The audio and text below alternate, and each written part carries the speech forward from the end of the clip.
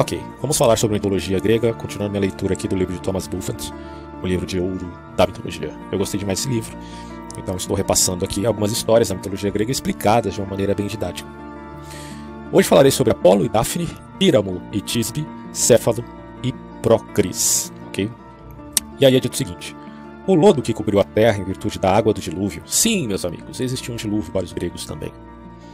Sem dúvida, do dilúvio deveria dar conta de explicar que vários povos tão distantes, né? Apesar que Grécia não está tão distante ali, dos hebreus, mas de povos que também falaram do dilúvio até em tribos indígenas. Mas vá lá.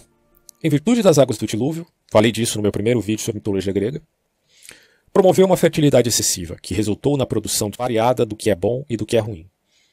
Apesar de estar falando da fauna e da flora, mas também entre os seres aqui do ponto de vista mitológico, de acordo com a narrativa grega, surgiu Piton, uma enorme serpente, que, sendo o terror dos povos, rastejou e se escondeu nas cavernas do monte Parnasso. Apolo matou-a com suas flechas, a arma que ele só havia utilizado antes contra animais mais frágeis, lebres, bodes, selvagens e outros semelhantes. Para celebrar essa conquista importante, instituiu os Jogos Píticos, ou não é pístico, é pítico mesmo, assim o S, tá? Porque é de Piton. Nos quais os vencedores nas disputas de força, corrida a pé ou em bigas, recebiam uma coroa de folhas de faia, pois os louros ainda não tinham sido adotados por Apolo como a sua vegetação predileta. A famosa estátua de Apolo, conhecida como Belvedere, representa o deus após ter vencido a serpente Piton. Byron faz referência a esse fato no seu Childe Harold. E ele diz assim: o perfeito senhor do arco, o deus da vida, da poesia e da luz, o sol em forma de rosto e de corpo humano, lembrando que Febo e Apolo são o mesmo personagem praticamente, tá? Um em Roma, outro na Grécia. Todo radiante no triunfo da batalha, a flecha lançada ainda agora, brilhante seta, com vingança imortal, em seus olhos e narinas repletos de desdém, o poder e a majestade acendem seus raios poderosos, naquele instante apresentando o perfil da divindade. Agora vamos falar sobre Apolo e Daphne. Daphne foi o primeiro amor de Apolo, e esse amor não surgiu por acidente, mas pela malícia de Cupido, aquela entidade que eu já expus no meu primeiro vídeo sobre mitologia. Apolo viu o menino brincando com seu arco e suas flechas, e envaidecido com a sua recente vitória sobre Piton, disse a ele: o que fazes tu com armas de guerra, garoto atrevido? Então você vê, né? Geralmente quando a gente tem uma vitória na vida, existe aquele sentimento de expor. Nós chamamos isso de ostentação, né, na modernidade. Até as músicas de ostentação por aí. No caso do Apolo, ele não estava sendo ostensivo, digamos. Ele não estava usando de ostentação, mas é a ostentação reverberando na atitude dele em relação a Cupido. Ok? E aí ele diz isso: o que você faz aí, pequeno menino atrevido, com essas armas? Né? Porque Apolo tinha um arco e flecha também. E aí ele diz: deixa-as para as mãos de quem sejam dignos dela. Vê a vitória que com ela obtive sobre a grande serpente, que estendeu o seu corpo venenoso sobre muitos acres na planície. Agora sim ele está usando de ostentação, né? Contenta-te com a tua tocha, criança, e inflama as tuas chamas, como dizes, e contudo não te intrometas com as minhas armas. O filho de Vênus ouviu essas palavras e respondeu: tuas setas podem atingir todas as outras coisas, Apolo, mas a minha há de te atingir, ou ele diz aqui, há de atingir-te. Assim dizendo, ele se posicionou sobre uma rocha do monte Parnasso e tirou de sua aljava 2 flechas confeccionadas, diferentemente, uma para despertar o amor e outra para repeli-lo. O que o Apolo não entendeu, façamos um parênteses aqui, é que, apesar de toda a sua força, habilidade e destreza em destruir monstros, ele subestimou a aparência daquele ser, que era como que uma pequena criança, mas que tinha a artimanha de enxergar o ponto fraco do grande Apolo. Esse que foi o problema aqui. Aí é dito: a primeira era de ouro e tinha uma ponta afiada. A segunda tinha uma ponta arredondada de chumbo. Com a seta de chumbo atingiu a ninfa Daphne, a filha do rio deus Peneu. E com a de ouro atingiu Apolo, bem no coração. Logo, o deus foi tomado de amor pela donzela, enquanto esta se sentiu horrorizada com a ideia de amar. Sua satisfação estava nas caminhadas pela floresta e no resultado da caça. Muitos amantes a procuraram, mas ela a todos tratava com desdém, vagueando em meio à natureza, sem pensar em Cupido ou Himeneu. Seu pai sempre lhe dizia: filha, tu me deves um genro, tu me deves netos. Ela, odiando a possibilidade do casamento, como se fosse um crime, com sua linda face rosada, lançava seus braços em torno do pescoço do pai e dizia: querido pai, permita que eu permaneça solteira para sempre, tal como Diana. O pai aceitou o pedido da filha, mas fez esta observação: o teu próprio rosto impede que tua vontade se concretize. Cara, olha que dinâmica incrível essa daqui. De um lado, nós temos um herói da antiguidade, um filho dos deuses, praticamente como que os anjos vigilantes de Enoque. Este era Apolo, que destruiu a grande serpente chamada Piton. De outro lado, você tem o Cupido, que é uma criatura pequena e facilmente subestimável. E do outro lado, você tem a ninfa Dáfne, tamanha a beleza que atraía a todos, mas esta fora atingida pela seta de chumbo do Cupido. Ok? Evidentemente, a dinâmica que ocorre aqui é uma dinâmica que a gente vê na vida prática. Mesmo entre aqueles homens mais bem-sucedidos que se apaixonam por uma garota lindíssima, mas que não são, mesmo tendo dinheiro, correspondidos. Alguém dirá, com um certo ressentimento, de que as mulheres se atraem por homens que têm muito dinheiro, né? E que por conta disso nenhuma mulher recusaria a Apolo. Mas veja, estamos falando aqui da mulher que foi atingida por uma seta de chumbo. Ou seja, uma garota que tinha seus próprios valores, sua própria visão de mundo. E, dito isto, decidiu ser casta como Diana. Então é tolice a gente querer generalizar a visão das pessoas, né? Mesmo das mulheres e suas tendências. Não podemos generalizar ou universalizar e dizer que todas as mulheres se interessam por homens por conta do dinheiro, que é uma mentira, né? Mas ao mesmo tempo, esta aqui resistiria profundamente ao deus, né? Ao deus do sol, Apolo. Vamos ver como isso aconteceu. Apolo a amou. Aqui é dito no português correto. Amou-a. E por muito tempo procurou conquistá-la. E aquele que era o oráculo de todo mundo não teve sabedoria suficiente para encontrar a própria felicidade. Vocês sabem que o oráculo de Delfos é o oráculo, como a gente já viu aqui, de Apolo, né? O local ali onde ele destruiu Piton. Aquele que é o homem, não, ele não é só um herói, ele não tem só habilidades armamentícias. Ele é o sábio. Ele é aquele que tem as respostas para praticamente todos os problemas da vida social. É ali que está escrito: conhece-te a ti mesmo. Mas este oráculo não conseguiu dar resposta a si em relação à sua amada. Olha que ironia. Vendo os cabelos de Dáfne desgrenhados e caindo sobre os ombros, declarou: se são tão encantadores quando desordenados, como seria quando arranjados?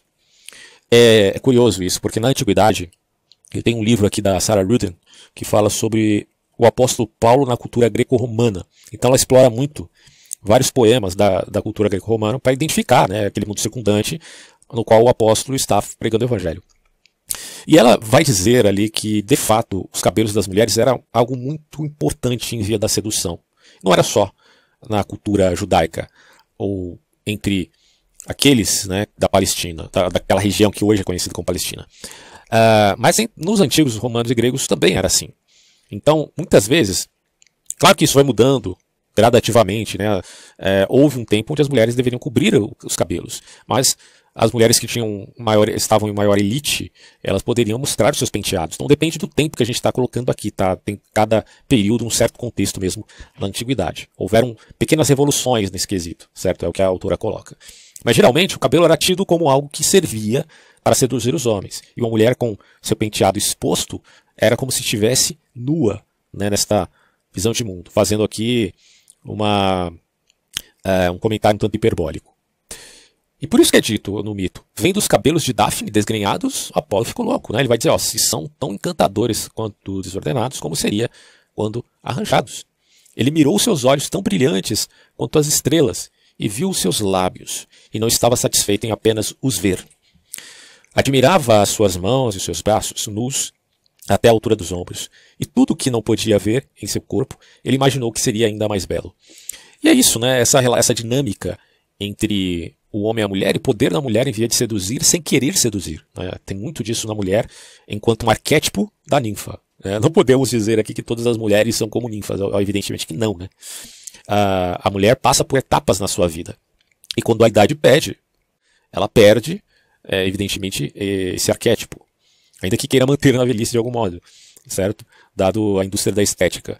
Mas nós sabemos que isso não vai durar muito. Mas esse momento que dura a beleza da garota que tem esse arquétipo da ninfa, ela usará isso a seu favor, ou inconscientemente. Não necessariamente ela quereria seduzir Apolo com o cabelo desgrenhado, mas mesmo o cabelo desgrenhado seduzia-o. E isso acontecia certamente porque ela era simplesmente bela, ponto, mais nada. E aí é dito aqui, ele a seguiu, ela fugiu, mais rápido que o vento, e não teve paciência para com as súplicas de Apolo.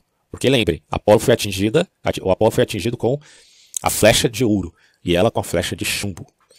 E quantas vezes, né, o homem fica revoltado por ser efetivamente rejeitado pelas belas mulheres, às vezes acaba endeusando demais a mulher.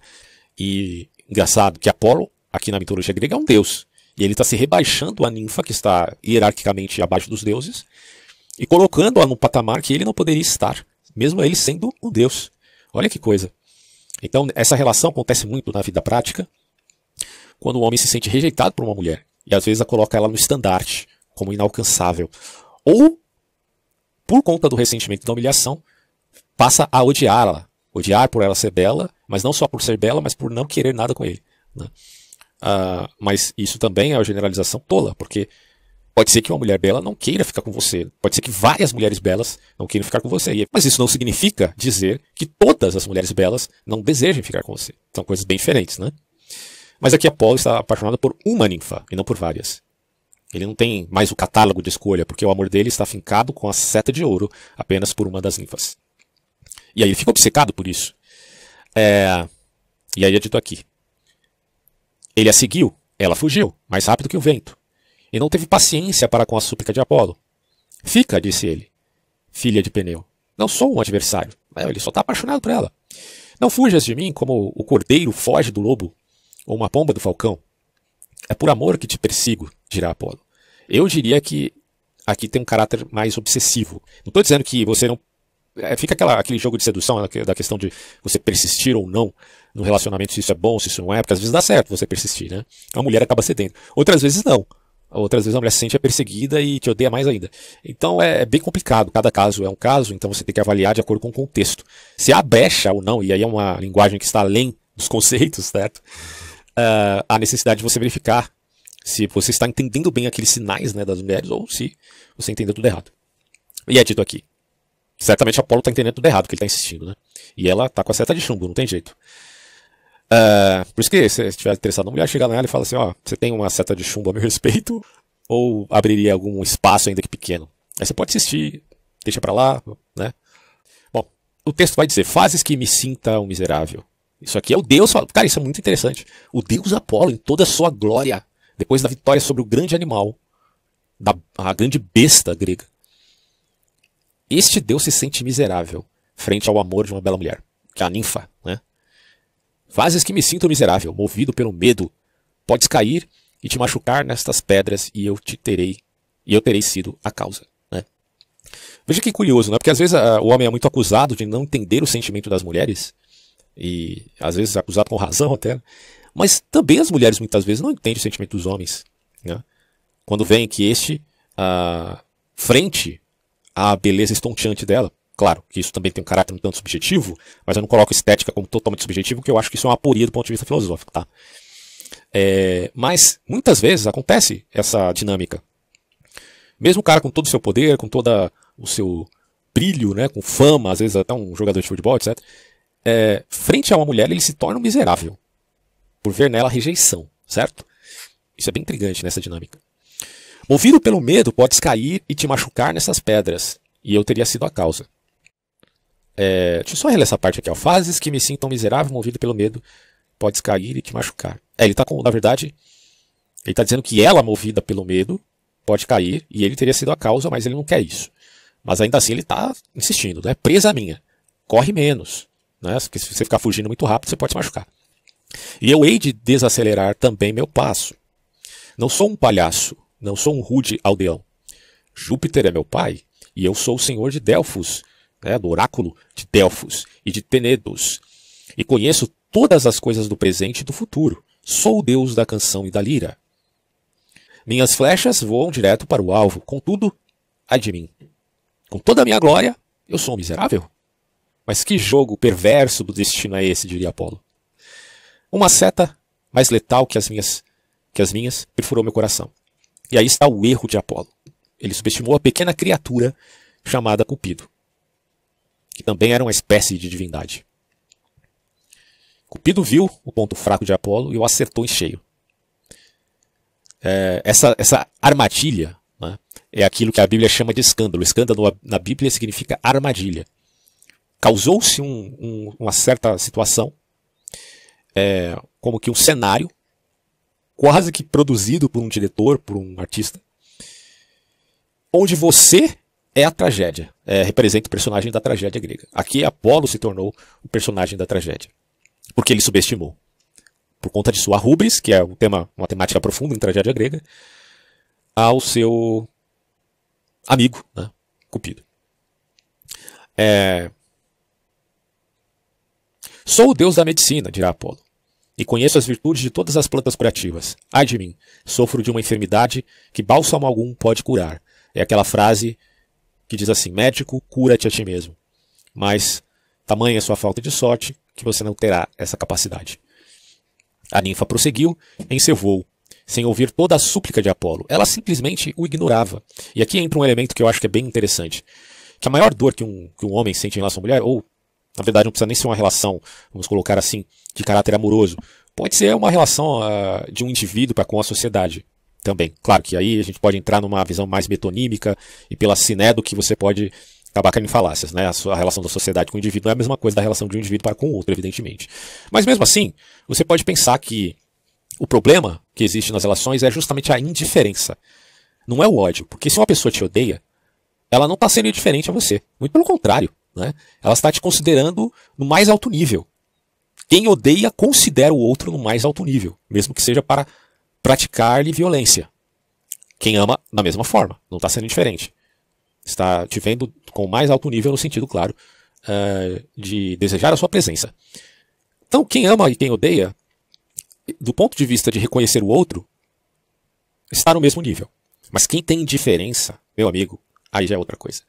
Porque quem tem indiferença não se importa que você exista. Para ele tanto faz se você existe ou se não existe. O que importa?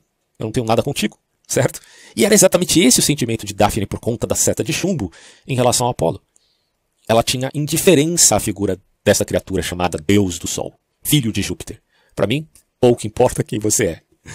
E daí o sentimento de miséria que ele sentia, um vazio profundo, ok? Esse é o sentimento que os homens sentem, falando aqui para as mulheres, quando eles são rejeitados, tá? O que não significa, claro, que a mulher tenha indiferença pelo homem, pelo fato de não querer ficar com ele. É evidente que isso não implica indiferença, né? Também. É claro que, como em nossa cultura o homem é que chega nas mulheres, que é o normal para nós, é notório que ele seja mais rejeitado do que elas, né? Isso é comum de acontecer. Até para um pequeno cálculo matemático que você possa fazer aí.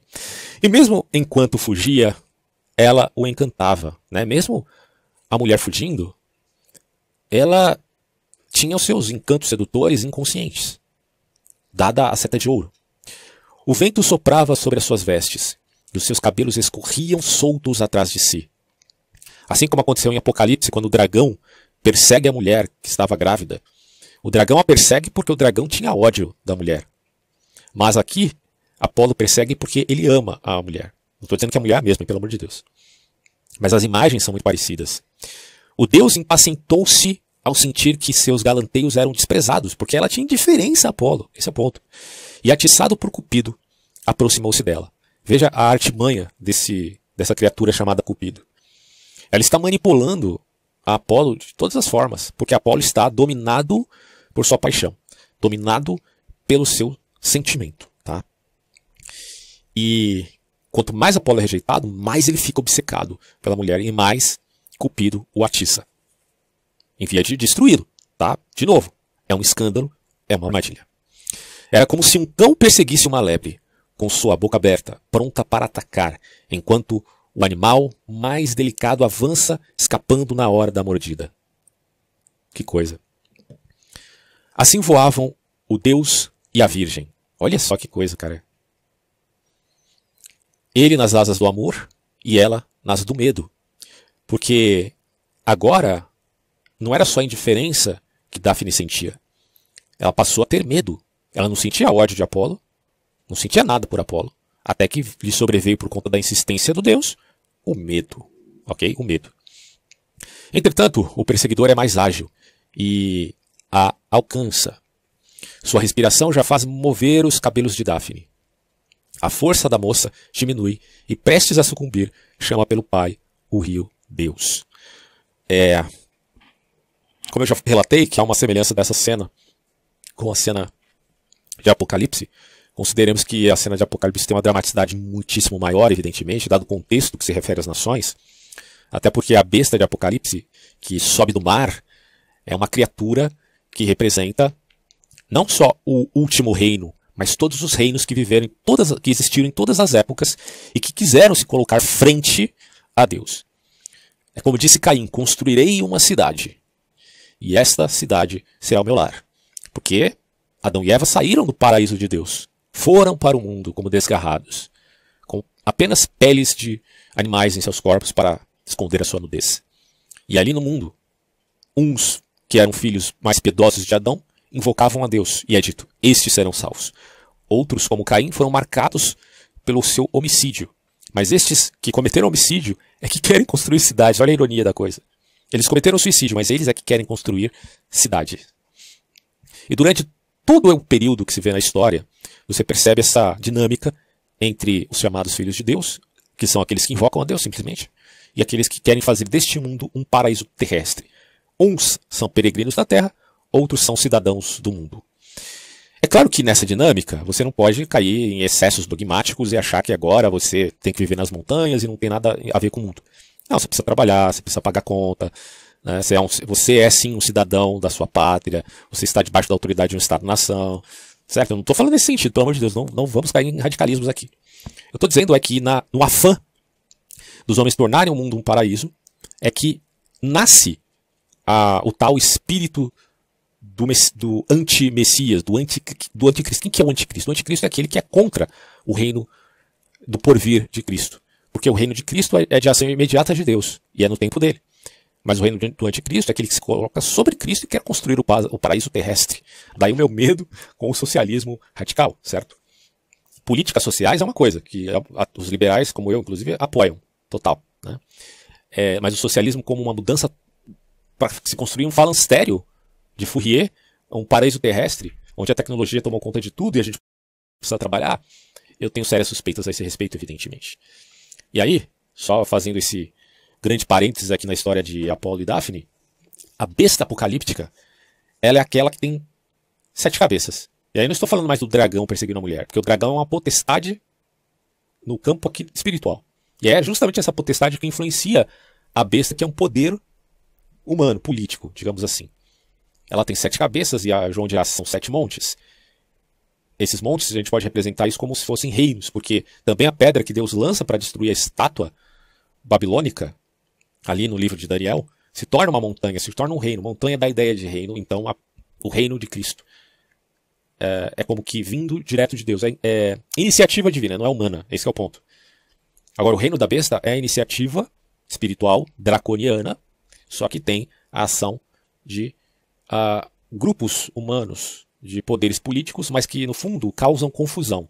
Eles querem o bem, mas o símbolo de paz que eles têm é um animal feroz. Fazer uma referência aqui à estatueta de um jaguar que está ali na ONU, representando justamente o símbolo de paz. É claro que eu não estou dizendo que aquela imagem é a imagem da besta, hein? Pelo amor de Deus, que coisa ridícula pensar uma coisa dessa. Eu só estou fazendo referência à imagem porque eles estão dizendo que aquilo é um símbolo de paz. E do ponto de vista aqui, talvez até anacrônico, do livro de Apocalipse, aquele animal com presas tão vorazes só representa o desejo mesmo dele de se alimentar da carne alheia, da carne de suas presas. Bom, o que acontece então? Essas cabeças, elas são poderes outros. Poderes outros. E algumas interpretações históricas vão dizer: uma cabeça era o Egito. Egito era como que um império que queria dominar o mundo inteiro e reinar sobre o mundo. Caiu, ou pelo menos se enfraqueceu com a intervenção divina. A guerra entre Moisés e o faraó representa a queda do Egito. O império que foi construído porque aquele espírito de Caim, entre aspas, constrói cidades, querem fazer o paraíso na terra, mas eles são muito elitistas. E por serem elitistas, eles fazem o mal e oprimem algumas pessoas, fazendo até escravos. Os escravos se rebelam contra o grande Egito e por força divina o Egito cai pelas 10 pragas. Ok. Depois você tem o reino assírio. Se a gente pega a história do reino assírio, você vai ver o poder de violência que esse reino representava. Era algo terrível. Então essa relação da revolução com a violência é algo que me preocupa profundamente, porque autores como Nietzsche, lá atrás com Heráclito já se dizia que a guerra, de certo modo, é uma parteira. Então em Marx você tem isso, em Nietzsche de certo modo também, a guerra como parteira da história. Que coisa problemática, não? A violência dos assírios representava um temor muito grande para os reis de Israel, de Judá. Se você pega na história, a gente vai ver isso. Bom, e depois dos assírios você tem os babilônios, que representam agora aquela imagem do leão com asas, a besta babilônica. Mas ali, na interação prática da vida social, você tem o profeta se relacionando com o rei, se relacionando com os sacerdotes, e você vê que eles não são inimigos vorazes, não há um maniqueísmo nas relações práticas, né? Ah, eu estou aqui no Egito, tem lá o José do Egito. José do Egito era um homem de Deus, né? E ele está no Egito, ele está governando o Egito, não tem problema nenhum nisso, tá? O fato de se identificar que há uma potestade por trás daquele reino não implica que você não se relacione com as pessoas de modo civilizado, né? O fato, por exemplo, de eu dizer que a ONU possa representar um problema do ponto de vista das relações puramente políticas no futuro próximo não implica em que eu não possa, se tiver oportunidade para trabalhar na ONU, ou se alguém que trabalha na ONU é culpado por fazer parte do grande esquema do anticristo, seria um absurdo. Isso aí é fundamentalismo e radicalismo, o qual eu jamais iria compartilhar, certo? As relações humanas têm a ver com o indivíduo para com o outro, e aquilo que você identifica naquele outro indivíduo. Então não fique demonizando as pessoas não, porque elas fazem parte de grupo A, B ou C, porque isso é completamente errado, já que se estamos falando do mal que existia no Egito, consideremos que no Egito nós tivemos um governador que era hebreu, que era um homem sábio e de Deus, chamado José, e que para os cristãos tipifica o próprio Cristo. Depois dos babilônios você tem os medos persas, que representam o urso. Depois você tem o poderio da Grécia, que representa o leopardo com 4 cabeças. Alguns autores, que são mais céticos, invertem isso, dizendo que os gregos na verdade eram o outro animal, o urso, e que aí não dá para você acoplar, né, os gregos como sendo meramente o animal leopardo, mas que sim representaria o último animal. O leopardo seria mais os poderes medo-persas. Tem toda uma confusão a esse respeito, que a gente não vamos entrar aqui no mérito, né? Porque os medos e os persas podem ser divididos em 2 povos, e daí a ideia de que um represente o urso e o outro o leopardo, tá? E aí os gregos seriam um animal que você não pode descrever. Essa é a interpretação da alta crítica. Só que depois, Flávio Josefo dirá que Daniel acertou, porque ele preveu a ascensão de Roma, porque Roma não era conhecida ali, naquele período macabaico, né? Que só veio, claro, Roma veio depois. Bom, eu só estou dizendo isso para explicar a vocês, né, que essa representação apocalíptica representa reinos e que esses reinos representam poderes que estão não alocados num tempo único no futuro do anticristo. A besta de 7 cabeças, Daniel dirá, ou melhor, João, né, dirá, 5 delas já caíram. Já caiu o Egito, já caiu os assírios, já caiu a Babilônia, já caiu os medo-persas, os gregos. Um ainda está, que era o poder de Roma na época de João, e outro ainda virá, que é a última tentativa desse espírito de fazer um reino próspero na terra. Porque para tal há a necessidade de misturar barro com metal. Eu poderia supor que isso tem alguma relação com a tecnologia? Talvez. Não sei se estaria fugindo demais ali do relato joanino. De qualquer maneira, essa expressão aparece na Bíblia. E, portanto, eu só estou dizendo isso para mostrar o quanto essa literatura apocalíptica é muito mais dramática do que a mitologia grega. Porque a mitologia grega fala de relações entre deuses, humanos e criaturas fantásticas, que têm significados muito mais pessoais, assim. Podem extrapolar também, né, para o caráter vinculativo com a sociedade. Mas a literatura apocalíptica em si, ela é como um estandarte fixado que define de fato que essas relações têm uma dinâmica muito maior do que a mera geopolítica. É isso que o Apocalipse diz quanto a esses poderes outros. Interessante tudo isso, mas é necessário a gente voltar ao tema aqui, quanto à apreensão de Apolo e de Daphne. Então vamos voltar aqui, ó. Bom, Assim voavam o Deus e a Virgem, ele nas asas do amor e ela nas asas do medo. Entretanto, o perseguidor é o mais ágil e alcança, sua respiração já faz mover os cabelos de Daphne, a força da moça diminui e prestes a sucumbir chama pelo pai, que é o rio Deus. Socorre-me, Peneu, abre a terra para me envolver ou muda esta minha forma que me pôs em perigo. Mal havia proferido tais palavras e todos os seus membros enrijeceram. O peito foi recoberto por uma casca macia, os cabelos tornaram-se folhas, os braços tornaram-se galhos, os pés fincaram-se no solo, como se fossem raízes, o rosto ficou como a copa de uma árvore, nada mantendo de sua aparência anterior, a não ser a beleza. Olha que coisa, a ninfa se transforma. Apolo ficou assombrado, tocou o caule e sentiu a carne que tremia sobre a casca. Depois abraçou os galhos e beijou profusamente a madeira. Os ramos recuaram de seus lábios. Agora que não podes mais ser minha esposa, certamente serás a minha árvore. Usarei tua folhagem em minha coroa. Daí a coroa de folhagens que fica na cabeça de Apolo. E que também são coroados os grandes vitoriosos das corridas de cavalos em Roma. Decorarei contigo minha harpa e minha aljava. E quando os grandes conquistadores romanos dirigirem-se ao Capitólio, em paradas triunfais, estarás no tecido de suas grinaldas. E tal como a juventude eterna me pertence, tu também hás de ser para sempre verde, e tuas folhas nunca secarão. A ninfa agora transformada em um loureiro, aos louros, né, da árvore, um loureiro, inclinou sua cabeça, expressando sua gratidão. O fato de ser Apolo o deus da música e da poesia não é estranho, mas é surpreendente que a medicina também faça companhia àquelas duas artes. Então você tem em Apolo a medicina, em Mercúrio também, né, mas aqui em Apolo aparece, a medicina, a música e a poesia. A poesia que fala muito ao sentimento solipsista do homem rejeitado, porque o homem rejeitado escreve poesias à sua amada, ainda que a amada o despreze. Mas o surpreendente que o Thomas Buffett diz aqui é que a medicina esteja também incluída e faça companhia às outras duas artes. O poeta Armstrong, que era médico, justifica o fenômeno da seguinte forma: a música exalta a alegria e acalma o coração. A música é como que um remédio. Ela disponibiliza a ação de vários receptores, produzindo, né, mais serotonina ou mais dopamina no homem. E isso o acalma. Espelha as enfermidades e as dores alivia. Por isso se cultuava na antiga sabedoria um único deus da medicina e da canção, que era Febo, ou Apolo. A história de Apolo e Daphne é sempre lembrada pelos poetas. Tem um aqui que vai dizer o seguinte. Por exemplo, o Waller vai comparar ao caso daqueles cujos versos de amor, embora não abrandem o coração de suas amantes, grajeiam para si muita fama.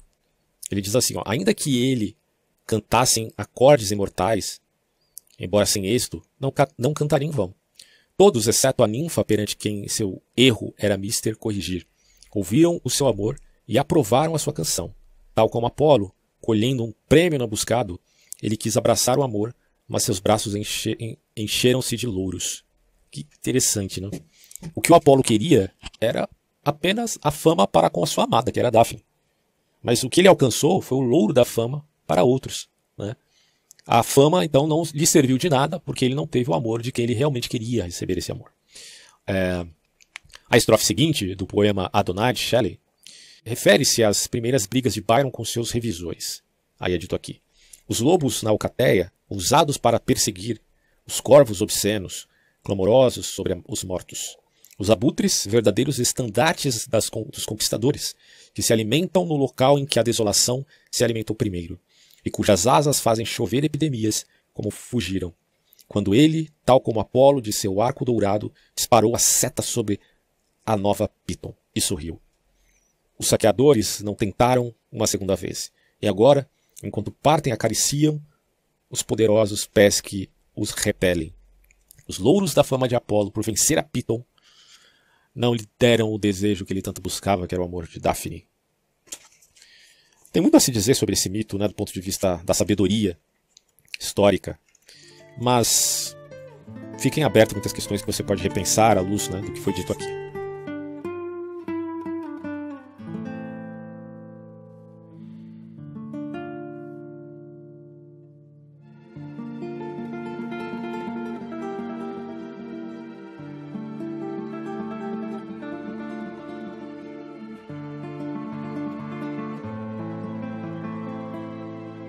Vamos falar agora sobre Píramo e Tisbe. Vamos lá. Píramo era o jovem mais belo e Tisbe, a mais bela donzela em toda a Babilônia, quando Semíramis reinava. Que interessante. Semíramis, que era vinculada a Nimrod, que inclusive tinha o desejo cainita, né, de Caim, de construir cidades. Construiu a Torre de Babel, mas essa torre, que queria, como que, entre aspas, alcançar aos céus, acabou se tornando o símbolo da confusão. A grande confusão que é exposto no Apocalipse como que a meretriz sentada sobre a grande besta. Bom, e é dito aqui, seus pais moravam em casas contíguas. A vizinhança aproximou os dois jovens e o contato inicial transformou-se em amor. Ou seja, entre Píramo e Tisbe. Eles queriam muito se casar, mas seus pais os proibiram. Havia algo, contudo, que eles não podiam proibir, que o amor brilhasse com o mesmo ardor no peito de ambos. Eles se comunicavam por meio de sinais e trocavam olhares, e o fogo desse amor ardeu tão intensamente que não havia mais como escondê-lo. Na parede, que separava as duas casas, existia uma fenda, criada por alguma fagulha na estrutura. Ninguém havia notado a fenda até então, mas os amantes a descobriram. O que o amor não descobrirá? Tamanha intensidade desse sentimento? Pela fenda, não que amor seja só sentimento, tá? Mas que aquele manifesta-se assim também. Pela fenda podiam ouvir a voz um do outro. Por ali trocavam mensagens ternas entre si. Quando se posicionavam, Píramo deste lado e Tisbe do outro, a respiração deles se misturava. Parede cruel, disseram eles, por que mantens dois amantes separados? Mas não seremos ingratos. Devemos a ti, confessamos, o privilégio de poder transmitir palavras de amor aos ouvidos sedentos um do outro. Essas foram as palavras que disseram cada um em seu lado. E quando a noite caiu, se despediram e encostaram seus lábios na parede. Ela no lado dela, ele no lado dele, pois não havia como se beijarem. Então, essa separação entre o homem e a mulher fez com que a parede fosse beijada, assim como ocorre na separação entre Deus e o homem, e nesta saudade, entre aspas, que o homem sente, né, de sua própria origem, falo-á com que ele beije a cruz. Na manhã seguinte, quando... Isso é o que diz, tá? Está escrito no texto. Na manhã seguinte, quando a aurora havia apagado as estrelas e o sol havia derretido a geada sobre a relva, eles se encontraram no local combinado. Então, após lamentar a sua dura sina, concordaram que na noite seguinte, quando tudo estivesse em silêncio, fugiram da família, deixando sua casa, e se encontrariam num conhecido monumento que ficava fora dos limites da cidade, o túmulo de Nino. E aquele que chegasse ali primeiro deveria esperar pelo outro ao pé de uma determinada árvore. Tratava-se de uma amoreira branca, próxima de uma fonte refrescante. Tudo estava combinado e eles aguardaram impacientemente até que o sol se pusesse atrás das águas e que a noite a partir delas se erguesse. Então, cuidadosamente, Tisbe saiu de sua casa, sem ser notada pela família, tendo um véu sobre a cabeça, cuidando dos cabelos, né? Lembre que eu disse aqui antes. Caminhou até o monumento e sentou-se sobre a sombra da árvore. Enquanto ali estava sob a luz opaca da noite, avistou uma leoa que ainda tinha na boca pedaços de uma presa recente e se aproximava da fonte para matar a sede. Tisbe então saiu dali, refugiando-se numa gruta. Enquanto fugia, deixou cair o seu véu, depois de matar a sua sede. A leoa virou-se para retornar à mata e, vendo o véu caído no solo, lançou-se sobre ele, rasgando com seus dentes ensanguentados. Aqui a gente já entendeu qual que vai ser a história, né? Píramo, que se atrasara, aproximou-se do local combinado para o encontro, como Romeu, que procura Julieta. Claro que Romeu e Julieta está baseado nessa história também, né? Shakespeareana. Bom, ele viu as pegadas do felino na areia e empalideceu no mesmo instante. Em seguida encontrou o véu todo rasgado e cheio de sangue. Ó, donzela infeliz, disse ele, fui eu a causa de tua morte. Tu, mais digna de viver do que eu, foste a primeira vítima. Seguir-te-ei, fui o culpado, pois pedi que viesses a um lugar tão perigoso e não estava aqui para te proteger. Ó leões, saí vós de entre as rochas e rasgai este corpo culpado com os dentes. Ele recolheu o véu, carregou-o até a árvore, escolhida para o encontro, e cobriu-a cobriu o véu de beijos e derramou lágrimas sobre ele. Meu sangue há de também manchar o teu tecido. Que coisa, disse ele, né? E desembainhando a sua espada, feriu o próprio coração. Ele se matou, na verdade. O sangue jorrou da ferida e foi absorvido pela terra até chegar às raízes da árvore, de modo que o vermelho tingiu primeiramente o caule e depois as próprias amoras. Lembrando que as amoras aí se tornam vermelhas, segundo o mito. A essa altura, sendo também as amoras um símbolo de um amor profundo e uma paixão, né? Uma paixão profunda. A essa altura, Tisbe, que ainda tremia de medo, desejando não desapontar o amante, saiu cautelosamente, porque até então ela não sabia de nada. Saiu cautelosamente, olhando ansiosa para encontrar o jovem e contar-lhe o perigo que havia escapado. Quando chegou ao pé da árvore e viu a cor das amoras, agora vermelhas, ligando a paixão à tragédia, e a tragédia à paixão, porque é isso que aparece aqui, pensou que não fosse o mesmo lugar. Enquanto ainda hesitava, avistou o corpo do rapaz que agonizava. Ele recuou e um tremor atravessou-a, tal como uma onda que atravessa a água quando sopra um vento repentino, que você imagina, né? A pessoa que ela amava tanto estava ali, morrendo. Mas assim que reconheceu o amante, gritou e bateu em seu peito, abraçando o corpo trêmulo, derramando lágrimas sobre o ferimento do rapaz e dando-lhe beijos nos lábios já frios. Ó, Píramo, bradou. Quem te fez isso? Responde-me, Píramo. É a tua Tisbe quem fala. Ouve-me, querido, ergue essa tua cabeça inclinada. Ao ouvir o nome de Tisbe, Píramo abriu os olhos, depois fechou-os novamente. Ela viu o seu véu ensanguentado e a bainha dele sem a espada. Tua própria mão te abateu, e por minha causa, concluiu ela, lamentando, né, evidentemente.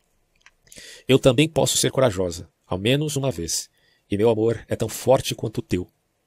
Tão forte, né, como diz o Eclesiastes, se não me engano, como a morte. Seguir-te-ei na morte, pois o amor aqui será mais forte que a morte, na verdade, né, não igualmente forte. Por isso que, quando se fala de Cristo e sua cruz, se fala da paixão de Cristo, porque o amor dele é mais forte que a morte. E, na verdade, a ideia de martírio, ou testemunhar isso, na tradição cristã, significa exatamente isto. Um amor mais forte que a morte. Não é uma morte por mera ideologia, ou por questões pouco importantes, que fizeram a cabeça como com lavagem cerebral num indivíduo, mas por uma paixão originária, digamos assim. Mas aqui a paixão que se vincula ao casal se diz: segui-te-ei na morte, pois fui eu o motivo da tua. E a morte, que seria a única com o poder de nos separar, não impedirá que eu me reúna a ti. E vós, infelizes, pais de nós dois, não negueis nossos pedidos. Tendo o amor e a morte nos unido, deixai que uma mesma tumba nos contenha. E tu, árvore, conserta as marcas de nossa morte. Que as tuas amoras sejam o tributo de nosso sangue derramado. E assim dizendo, ela também feriu o próprio peito com a espada. Seus pais cumpriram seus desejos, e também os deuses, porque viram nisto grande virtude, imagino, né, eu que estou falando isso. Os dois corpos foram sepultados juntos na mesma sepultura, e os frutos da árvore, até hoje, são vermelhos, as amoras que representam esse grande amor. Moore, em Batalha de Silfide, citando a lâmpada de segurança de Davi, rememora a parede que separava Tisbe de seu amante. Ele vai dizer assim: ó da lâmpada, gaze de metal, aquele véu de fio protetor, com que Davi enrodilha o mal do danoso fogo abrasador. Na parede que divide a chama e o ar, como a que separava Tisbe de seu bem, há uma brecha pela qual se veem, mas não podem se beijar. Então, a brecha é o rumor que há de um amor que se completaria na realidade, mas que a parede impõe essa separação que não pode ser alcançada de um para com o outro.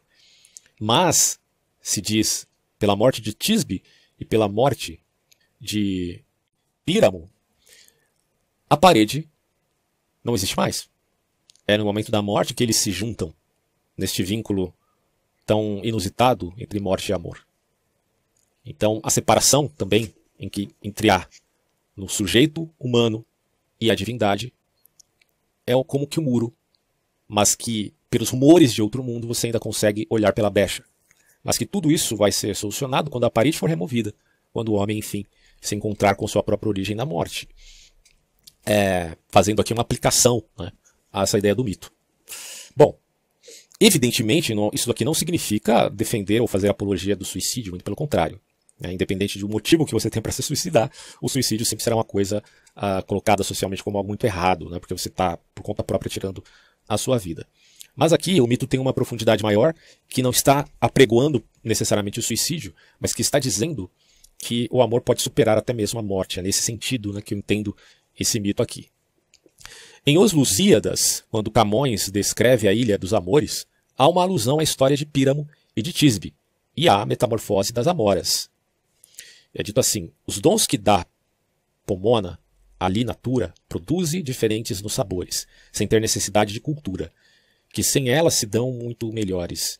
As cerejas purpúreas na pintura, as amoras que o nome tem de amores, fazendo essa vinculação de amora com amor. O pomo, que da pátria Pérsia veio, melhor tornado no terreno alheio.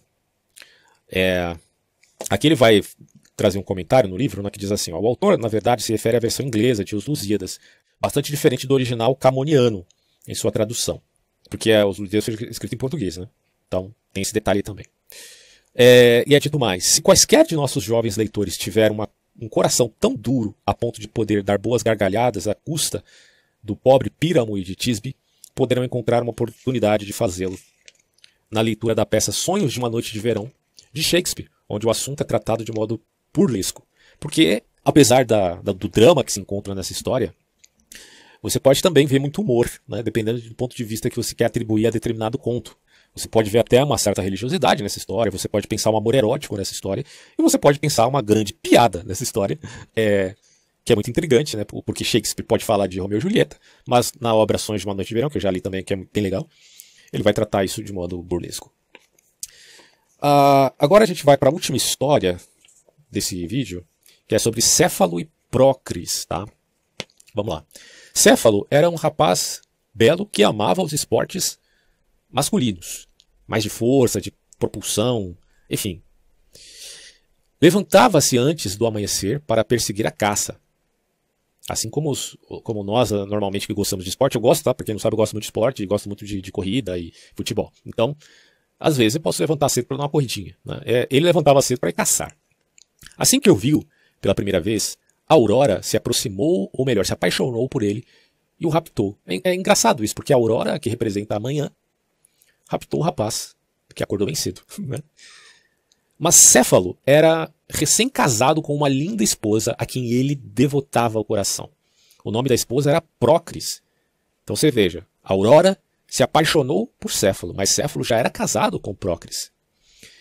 Ela era favorita de Diana, a deusa da caça, que havia lhe dado um cachorro que corria mais do que qualquer outro, e um dardo que jamais se desviava do seu alvo. Que poder, hein? E Prócris deu esse presente ao marido. Ela recebeu da Diana e ela deu ao marido. Céfalo estava tão feliz com a esposa que resistiu a todas as propostas de Aurora. E esta finalmente o despediu, amargurada, dizendo: vai, mortal ingrato, conserva a tua mulher a quem, se eu não estiver enganado, te arrependerás um dia de ter voltado ao encontro, ou a encontrar. Olha que coisa interessante, né? Eu citei aqui a história de José do Egito, e José passa pelo mesmo dilema. Ele está lá trabalhando como um servo de uma autoridade egípcia, e essa autoridade egípcia deixava ele cuidando dos afazeres, e a esposa ficava ali próxima, a esposa do chefe de José. O que acontece é que esta mulher tenta seduzir José, e José sabia que aquilo era muito errado, inclusive porque ele era servo, e mais do que isso, porque ele poderia, né, não só pelo o seu feitio por fazer a coisa certa, que era comum a José, mas também porque ele poderia ser morto se fosse capturado, né? E essa fidelidade fez com que ele acabe sendo prejudicado, né? Mas depois ele alcança um patamar extraordinário no próprio Egito e acaba se casando com uma bela mulher livre, né, sem a necessidade de admitir o adultério. Bom, aí diz assim, ó: Céfalo retornou e estava feliz como sempre com a sua mulher e seus esportes também, né, lá na floresta. Então aconteceu que alguma divindade, em momento de ira, enviou uma raposa esfameada para devastar a região. E os caçadores foram em grande número para capturá-la. Todos os seus esforços foram vãos, nenhum cachorro podia correr tão rápido quanto a raposa, e afinal eles recorreram a Céfalo, pedindo que emprestasse o seu famoso cachorro, cujo nome era Lelapi. Logo que o cão foi solto, saiu em disparada como se fosse um dardo, o mais veloz que os olhos dos caçadores poderiam seguir. Se não vissem suas pegadas na areia, pensariam que ele havia fugido. Céfalo e outros, do alto de uma montanha, assistiram à corrida. A raposa tentou todas as artimanhas, correu em círculos com o cão bem próximo, tentando morder seus calcanhares, mas apenas abocanhando o ar. Céfalo estava prestes a utilizar o seu dardo quando repentinamente viu ambos, o cão e a caça, pararem instantaneamente. Olha só, os poderes celestes que haviam criado ambos, os animais, não desejavam a vitória nem de um, nem de outro. Em meio à sua vitalidade e ação, foram petrificados, tanto o cão quanto a raposa. E pareciam estátuas tão naturais e vivazes que aqueles que os observavam tinham a impressão de que uma iria latir e a outra iria saltar. Embora Céfalo tivesse perdido seu cão, continuou a deleitar-se com a caça. Ele saía todas as manhãs e andava pela floresta. Desacompanhado, sem necessitar de ajuda, pois o seu dardo era uma arma eficaz em todos os casos. Quando se cansava de caçar e o sol estava a pino, ele procurava a sombra de um abrigo, no lugar em que havia um riacho, e deitando-se sobre a relva com suas vestes atiradas para o lado, aproveitava a brisa. Algumas vezes dizia em voz alta: "Vem, brisa suave, vem e refresca o meu peito. Vem e mitiga o calor que me faz arder." Um dia, alguém passando por perto ouviu conversar com o ar dessa forma. E pensando que ele conversava com alguma donzela, foi contar o segredo a Procris, a esposa de Céfalo. O amor é crédulo. Procris, tomada de surpresa, desmaiou. Quando se recuperou disso, dado o desespero, "Não pode ser verdade", ela dizia. "Não crerei nessa história a não ser que eu o testemunhe pessoalmente." Então esperou, com o coração ansioso, até a manhã seguinte, quando Céfalo foi caçar, como sempre fazia. Ela o seguiu sem que pudesse ser visto, e escondeu-se no lugar em que o informante sugerira. Céfalo, cansado de caçar, procedeu como de costume e deitou-se sobre a relva, dizendo: "Vem, brisa suave. Vem e me refresca. Sabes como te amo. Fazes deliciosos o arvoredo e as minhas caminhadas solitárias." Continuava a falar deste modo quando ouviu, ou pensou ter ouvido, soluços vindos dos arbustos. Supondo tratar-se de um animal selvagem, lançou seu dardo naquela direção. Um grito de sua amada Procris foi o sinal de que a arma havia atingido seu alvo. Olha só. O presente de Diana, dado a Procris e por sua vez dado a Céfalo, fez com que Céfalo, pensando estar perseguindo o animal, atire esse dardo e acerte a Procris. Essa é a tragédia. Vou até repetir aqui. Continuava a falar desse modo, fazendo juras de amor à brisa do vento. Pensou ter ouvido soluços vindos dos arbustos. Supondo tratar-se de um animal selvagem, lançou o seu dardo naquela direção. Um grito de sua amada Procris foi o sinal de que a arma havia atingido seu alvo. Céfalo correu para o local e encontrou sangrando e desfalecendo, enquanto ainda tentava tirar do ferimento o dardo, o presente que ela mesma havia dado. Céfalo a ergueu da terra, lutou para estancar o sangramento e pediu a Procris que revivesse e que não o abandonasse, sentindo-se miserável e com remorso pela sua morte.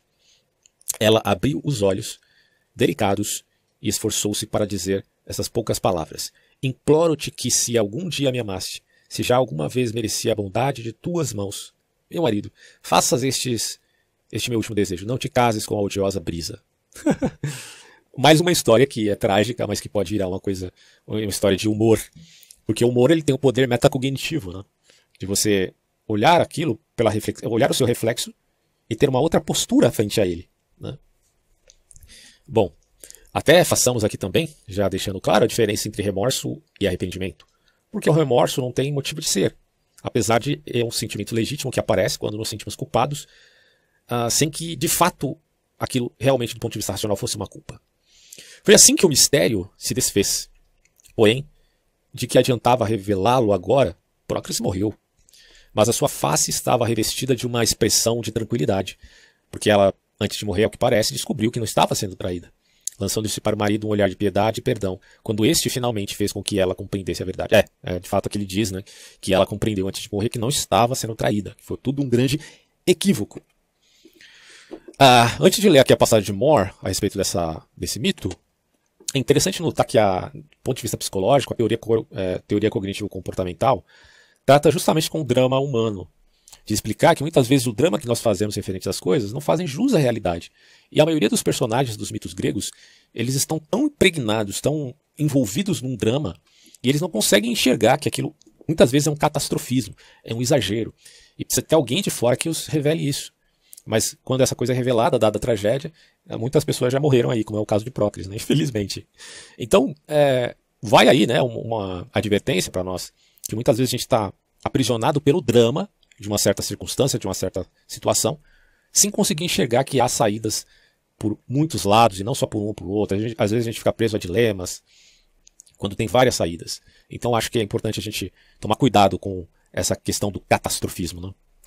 Bom, e aí para fechar, o More dedicou uma de suas baladas lendárias a Céfalo e Prócris. O poema começa assim: num bosque, um caçador reclinou-se uma vez, protegendo-se da luz do meio-dia, e de momento a momento pedia sobre a tez o sopro da brisa que tímida fugia, e no silêncio do bosque, que da abelha o zunido podia-se escutar, e até o pulso de alguém, ressoa a voz de Céfalo, seu canto preferido, e o eco que repete: vem brisa, brisa vem. Brisa, enfim, não era uma ninfa ou uma mulher. Bom, é isso, vou fechar por aqui. Muito a se pensar a respeito do que a sabedoria do mito pode nos revelar, mas aí fica também a cargo de você refletir isso. Reflexão, portanto, é sempre uma metacognição. Você reflete, depois reflete da reflexão, e reflete a reflexão da reflexão, e isso é como que infinitamente.